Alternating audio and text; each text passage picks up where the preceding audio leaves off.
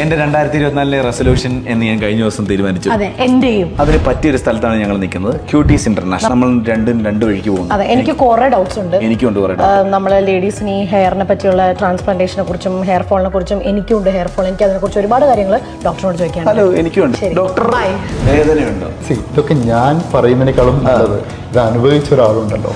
വേദന ഇല്ല. നമ്മൾ പല്ലെടുക്കുമ്പോൾ നമുക്കൊരു ചെറിയ മരവിപ്പിന്റെ ഇഞ്ചക്ഷൻ എടുക്കും. ഇത് ലോക്കൽ അനസ്തെറ്റിക് പ്രൊസീജിയറാണ്. നമ്മൾ ആ ഒരു ഏരിയ മരവിപ്പിച്ച് ചെയ്യുന്നതുകൊണ്ട് തന്നെ ആ ഒരു പ്രൊസീജിയർ ടൈമിൽ ആ കൊടുക്കുന്ന ഒരു മിനിറ്റ് ചെറിയൊരു പുള്ളിങ് പെയിൻ ഉണ്ടാവും. അതുകൊണ്ട് നമ്മൾ പെയിനോ കാര്യങ്ങളൊന്നും ഒന്നുമില്ല. റിസപ്ഷനിൽ അകത്ത് പ്രോസസ്സിംഗ് നടക്കുന്നതായിരിക്കും. അപ്പൊ അവരെ കൂടെ വന്ന ആൾക്കാരുണ്ടല്ലോ, സൈഡ് എഫക്ട്സ് ചെയ്ത ശേഷം എന്തെങ്കിലും കുഴപ്പമുണ്ടായിട്ടുണ്ടോ? അപ്പൊ ഞാൻ പറഞ്ഞു ഇല്ല എന്നതിനുള്ള തെളിവാണ് ഞാൻ മാത്രമല്ല, പിന്നെ സൽമാൻ ഖാൻ.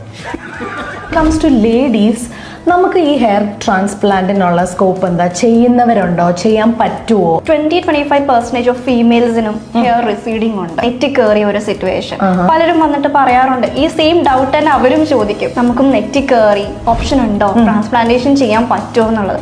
ചെയ്യാൻ പറ്റും. ഇനി എന്തെങ്കിലും ഉണ്ടെങ്കിൽ, എന്തെങ്കിലും കൺസേൺസ്, എന്തെങ്കിലും ഡൗട്ട്സ് ഉണ്ടെങ്കിൽ ഫീൽ ഫ്രീ. നിങ്ങൾ ക്യൂട്ടീസ് ഇന്റർനാഷണലിനെ കോൺടാക്ട് ചെയ്യുക. കേരളത്തിൽ വേണമെങ്കിൽ കേരളത്തിൽ, ദുബായിൽ ഷാർജയിലും വേണമെങ്കിൽ ഷാർജയിലും.